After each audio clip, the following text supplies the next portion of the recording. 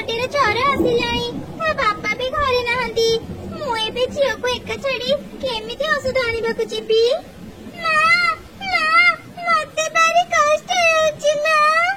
ଆଉ ଟିକେ ଧୈର୍ଯ୍ୟ ଧର ମା, ବାହାରେ ପ୍ରବଳ ବର୍ଷା, ମୁଁ କେମିତି ଔଷଧ ଆଣିବାକୁ ଯିବି? ମୁଁ ଶୁଣିଥିଲି କାଉ ଭଉଣୀଙ୍କ ଝିଅର ଦେହ ଭୀଷଣ ଖରାପ। ଏଇ ବର୍ଷାରେ ସେ ଔଷଧ ଆଣିପାରିଲା ନାହିଁ। ମୁଁ ଥରେ ଦେଖି ଆସେ।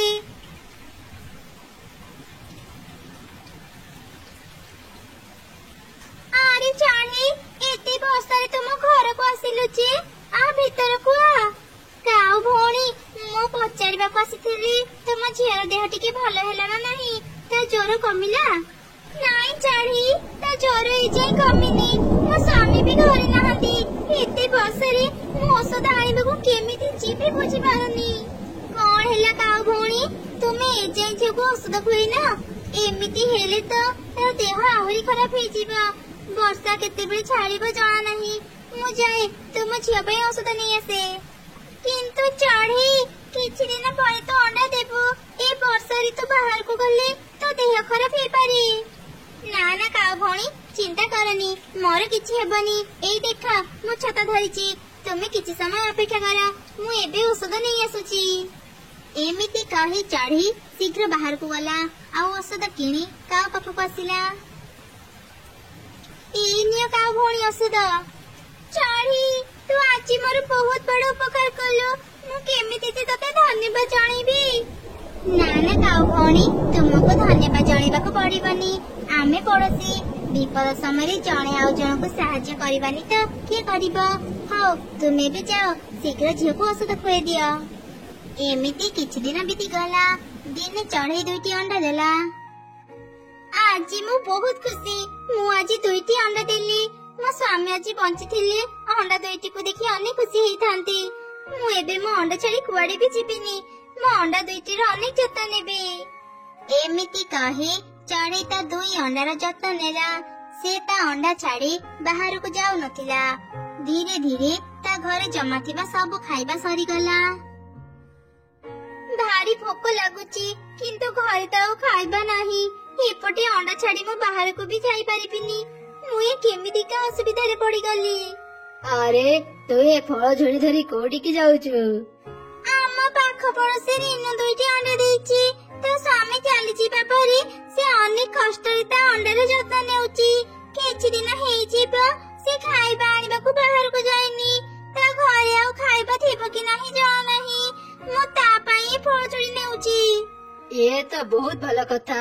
ଚଢ଼େଇ ବିପଦ ସମୟରେ ଆମକୁ ଅନେକ ସାହାଯ୍ୟ କରିଛି। ଏବେ ତା ବିପଦ ସମୟରେ ଆମେ ତାକୁ ସାହାଯ୍ୟ କରିବା ଉଚିତ। ତୁ ଯା, ଚଢ଼େଇକୁ ଏଇ ଫଳ ଦେଇ ଆସିବୁ।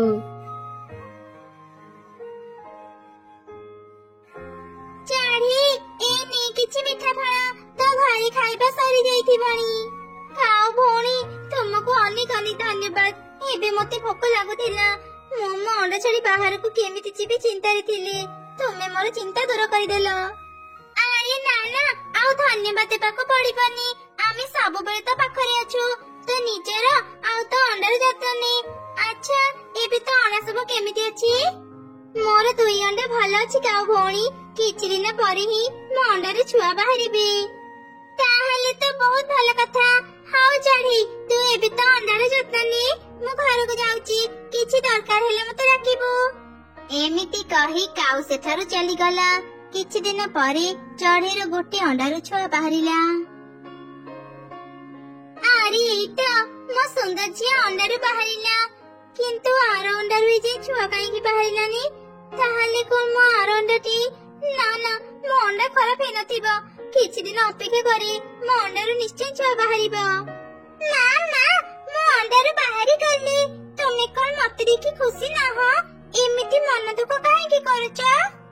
ନାଇଁ ରେ ମା, ମୁଁ ତତେ ଦେଖି ଅନେକ ଖୁସି। ତୁ ମୋର ସୁନା ଝିଅ। ମୁଁ ତୋର ଭଉଣୀ ପାଇଁ ଚିନ୍ତା କରୁଥିଲି। ସେ ଏଯାଏଁ ଅଣ୍ଡାରୁ ବାହାରିନି। ଚିନ୍ତା କରନି ମା, ଭଉଣୀ ଖୁବ୍ ଶୀଘ୍ର ଅଣ୍ଡାରୁ ବାହାରିବ। ତାପରେ ଆମେ 2 ଜଣ ମିଶି ଖେଳିବୁ। ମା ମା, ମତେ ଭାରି ଭୋକ ଲାଗିଲାଣି। କିଛି ଖାଇବାକୁ ଦିଅ ନା। ତତେ ଭୋକ ଲାଗୁଛି ମା? ମୁଁ ଏବେ ତୋ ପାଇଁ ଖାଇବା ଆଣି ଦଉଛି। ତୁ ତ ଭଉଣୀକୁ ଦେଖୁଥା। ତାପରେ ଚଢ଼େଇ କାଉ ପାଖକୁ ଗଲା ଆଉ ତାକୁ କିଛି ଖାଇବା ମାଗିଲା। କାଉ ଚଢେଇକୁ କିଛି ମିଠା ଫଳ ଦେଲା। ଚଢେଇ ଏଇ ମିଠା ଫଳ ଖାଇଲେ ତୋ ଝିଅ ଖୁବ ଶୀଘ୍ର ବଡ ହେବ। ଆଚ୍ଛା ଚଢେଇ, ତୋର ଆର ଅଣ୍ଡାରୁ କୋଉ ଛୁଆ ବାହାରିଲା? ଆର ଅଣ୍ଡାରୁ ଏଯାଏଁ ଛୁଆ ବାହାରିନି। କିଛି ଦିନ ଅପେକ୍ଷା କରି ସେ ଅଣ୍ଡାରୁ ବି ଛୁଆ ବାହାରିବ। ହେଲେ ଚଢେଇ, ଅଣ୍ଡାରୁ ଛୁଆ ବାହାରିବାର ତ ସମୟ ହେଇଗଲାଣି। ମତେ ଲାଗୁଛି ତୋର ଆର ଅଣ୍ଡାଟି ଖରାପ ହେଇଯାଇଛି। ସେ ଅଣ୍ଡାରୁ ଆଉ ଛୁଆ ବାହାରିବନି। ଗୋଟେ ମାକୁ ତମେ ଏକଥା କେମିତି କହିପାରୁଛ କାଉ ଭଉଣୀ? ମୋ ଅଣ୍ଡାରୁ କିଛି ବି ହେଇନି। କିଛି ଦିନ ପରେ ମୋ ଅଣ୍ଡାରୁ ଛୁଆ ବାହାରିବ, ତୁମେ ନିଜେ ଦେଖିବ। ଛୁଆ ବାହାରିଲେ ତ ଭଲ କଥା। ହଉ, ତୁ ଆଉ ରାଗନି, ଯା ଘରକୁ, ତୋ ଝିଅକୁ ଖାଇବାକୁ ଦେବୁ। ତାପରେ ଚଢେଇ ଘରକୁ ଆସିଲା। ସେ ତା ଝିଅକୁ ଖାଇବାକୁ ଦେଇ ପୁଣି ଥରେ ଅଣ୍ଡା ଉପରେ ବସିଲା। ଏହିପରି କିଛି ଦିନ ବିତିଗଲା। ହେଲେ ଚଢେଇର ଅଣ୍ଡାରୁ ଛୁଆ ବାହାରିଲାନି। ଜଙ୍ଗଲର ଅନ୍ୟ ଚଢେଇ ମାନେ ବି ଏକଥା ଜାଣିବାକୁ ପାଇଲେ। ଚଢେଇ ତା ଅଣ୍ଡା ପାଇଁ ପାଗଳି ହେଇଗଲାଣି। ଗୋଟେ ମାସ ହେଲାଣି ତା ଅଣ୍ଡାରୁ ଛୁଆ ବାହାରୁନି। ଅଣ୍ଡାଟି ନଷ୍ଟ ହେଇଯାଇଥିବ। ହେଲେ ଚଢେଇକୁ କିଏ ବୁଝେଇବ? ସେ କାହା କଥା ଶୁଣୁନି, ଖାଲି କହୁଛି ଦିନେ ଦିନେ ମୋ ଅଣ୍ଡାରୁ ଛୁଆ ବାହାରିବ। ସେ ଅଣ୍ଡା ପାଇଁ ତା ଭଲ ଝିଅର ବି ସେ ଯତ୍ନ ନେଇ ପାରୁନି। ଆରେ ଆରେ, ଇଏ ତ ବହୁତ ଅସୁବିଧାର କଥା। ଚଢେଇକୁ ଏବେ ଧୈର୍ଯ୍ୟ ଧରିବାକୁ ହେବ। ସେ ଅଣ୍ଡା ପାଇଁ ତା ଝିଅର ଯତ୍ନ ନ ନେଲେ ଝିଅଟି ବଡ ହେବ କେମିତି? ଚାଲ ସମସ୍ତେ ଯାଇ ଚଢେଇକୁ ଥରେ ବୁଝେଇବା। ଆମ ସମସ୍ତଙ୍କ କଥା ଶୁଣି ସେ ହୁଏତ ବୁଝିଯିବ। ହଁ, ଠିକ କଥା। ଚାଲ ସମସ୍ତେ ଚଢେଇ ପାଖକୁ ଯିବା। ଚଢେଇର ଝିଅ ପାଇଁ କିଛି ଖାଇବା ନେଇଦେବା। ଏମିତି କଥା ହେଇ ସମସ୍ତେ ଚଢେଇର ଘରକୁ ଗଲେ। ସେତେବେଳେ ଚଢେଇ ତା ଅଣ୍ଡାକୁ ଦେଖି କାନ୍ଦୁଥିଲା। ମାରି, ତୁ ଜଲ୍ଦି ଅଣ୍ଡାରୁ ବାହାରିଆ। ମୁଁ ଆଉ କେତେ ଦିନ ଅପେକ୍ଷା କରିବି କହିଲୁ? ଦେଖ, ଚଢେଇ ତା ଅଣ୍ଡା ପାଇଁ କେମିତି ପାଗଳି ହେଇଗଲାଣି। ଏଇ ଚଢେଇ, ତା ମୁଣ୍ଡ ଠିକ ଅଛି ତ? ପଚା ଅଣ୍ଡା ସହ ଏମିତି କଥା କାହିଁକି ହେଉଛୁ? ତୁ ଟିକେ ବୁଝିବାକୁ ଚେଷ୍ଟା କର। ତୋ ଅଣ୍ଡା ନଷ୍ଟ ହେଇଯାଇଛି। ତୋ ଅଣ୍ଡାରୁ ଆଉ ଛୁଆ ବାହାରିବନି। ନା, ତମେ ମାନେ ମିଛ କହୁଛ। ମୋ ଅଣ୍ଡାରୁ କିଛି ବି ହେଇନି। ମୋର ପୁରା ବିଶ୍ୱାସ ଅଛି ମୋ ଅଣ୍ଡା ଠିକ ଅଛି। ମୋ ଝିଅ ପୁରାପୁରି ସୁସ୍ଥ ଅଛି। ଆମେ ଜାଣୁ ଚଢେଇ, ଅଣ୍ଡା ହରେଇବା ଦୁଃଖ ତ ସହି ପାରୁନୁ। ହେଲେ ତୁ ଟିକେ ଧୈର୍ଯ୍ୟ ଧର।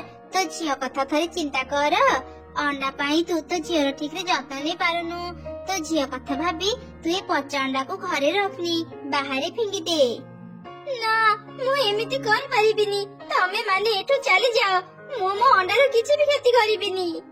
ତୁ ଏମିତି କହୁଛୁ ଚଢେଇ, ଯେମିତି ତୁ ଏକା ହିଁ ମା ହେଇଛୁ, ଆମେ ମା ହେଇନୁ। ତୋର ଏଇ ଜିଦ୍ ପାଇଁ ତୋ ଝିଅଟି କେତେ କଷ୍ଟ ପାଉଛି। ଭାବୁଥିଲୁ ତୁ ସମସ୍ତଙ୍କ କଥା ଶୁଣି ବୁଝିଯିବୁ, ହେଲେ ନା, ତୁ ତ କାହାରି କଥା ଶୁଣୁନୁ। ମା କୁନି, ଏଠି କିଛି ଖାଇବା ଅଛି, ତୁ ଖାଇନେ। ଚାଲ ସମସ୍ତେ ଏବେ ଯିବା। ଏ ପାଗଳିକୁ ବୁଝେଇ କିଛି ଲାଭ ନାହିଁ। ସେ ତା ପଚା ଅଣ୍ଡା ସାଙ୍ଗରେ ଥାଉ।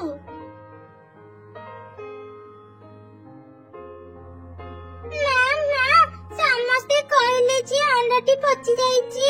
ତାହେଲେ କଣ ମୋ ଭଉଣୀ ଆଉ କେବେ ଆସିବନି? ଆସିବ ରେ ମା, ତୋ ଭଉଣୀ ନିଶ୍ଚୟ ଆସିବ। ମୋର ବିଶ୍ୱାସ କେବେ ଭୁଲ ହେବନି।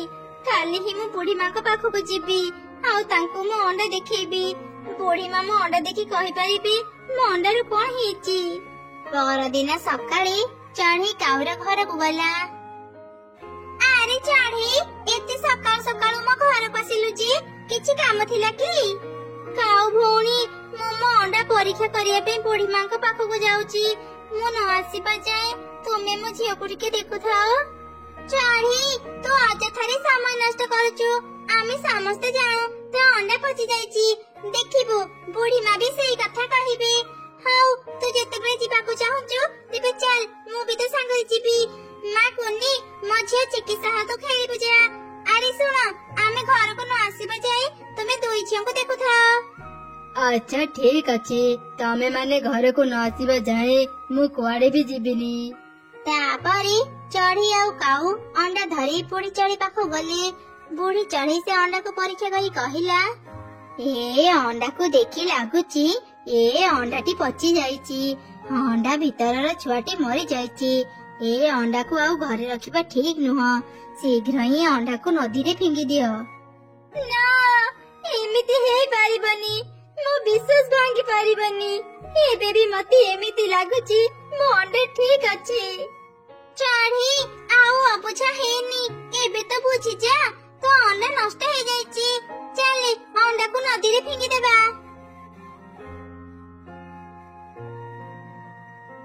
ଚଢ଼େଇ ମତେ ତ ଅଣ୍ଡା ଦେ, ମୁଁ ନଦୀରେ ଫିଙ୍ଗିଦେବି।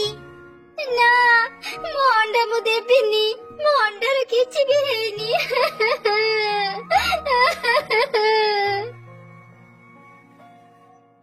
ଓହୋ, କିଏ ଏମିତି କାନ୍ଦୁଛି? ତା କାନ୍ଦ ଶୁଣି ମୋ ନିଦ ଭାଙ୍ଗିଗଲା। ଯାଏ ଉପରୁ ଦେଖି ଆସେ।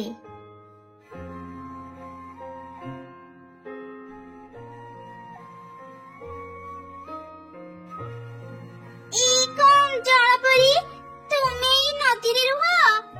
ହଁ, ମୁଁ ଏଇ ନଦୀ ଭିତରେ ରୁହେ।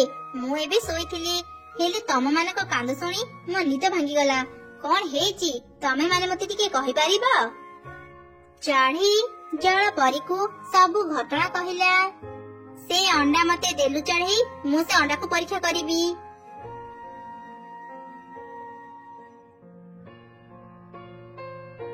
ଚଢ଼େଇ, ତୋ ଅଣ୍ଡା ପୁରାପୁରି ଠିକ ଅଛି।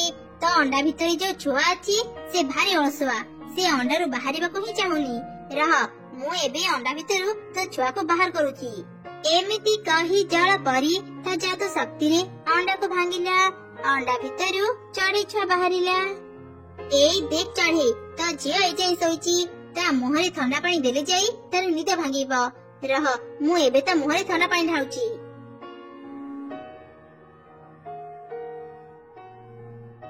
ମୋ ଝିଅ, ତୁମକୁ ବହୁତ ବହୁତ ଧନ୍ୟବାଦ ଜଳପରୀ। ମୋର ପୁରା ବିଶ୍ୱାସ ଥିଲା ମୋ ଝିଅ ଠିକ ଥିବ। ସତରେ ଚଢ଼େଇ, ତୋ ବିଶ୍ୱାସ ଆଗରେ ଆମେ ହାରିଗଲୁ। ତୋର ଦୃଢ ବିଶ୍ୱାସ ପାଇଁ ତୁ ଆଜି ତୋ ଝିଅକୁ ପାଇଲୁ। ଚାଲ କାଉ ଭଉଣୀ, ଏବେ ଘରକୁ ଯିବା ଆଉ ସମସ୍ତଙ୍କୁ ଏ ଖବର ଦେବା। ତାପରେ ସେମାନେ ଜଙ୍ଗଲ ଭିତରକୁ ଫେରିଗଲେ ଆଉ ସମସ୍ତଙ୍କୁ ସବୁ ଘଟଣା କହିଲେ। ସବୁ ଜାଣି ସମସ୍ତେ ଚଢ଼େଇ ପାଇଁ ଅନେକ ଖୁସି ହେଲେ।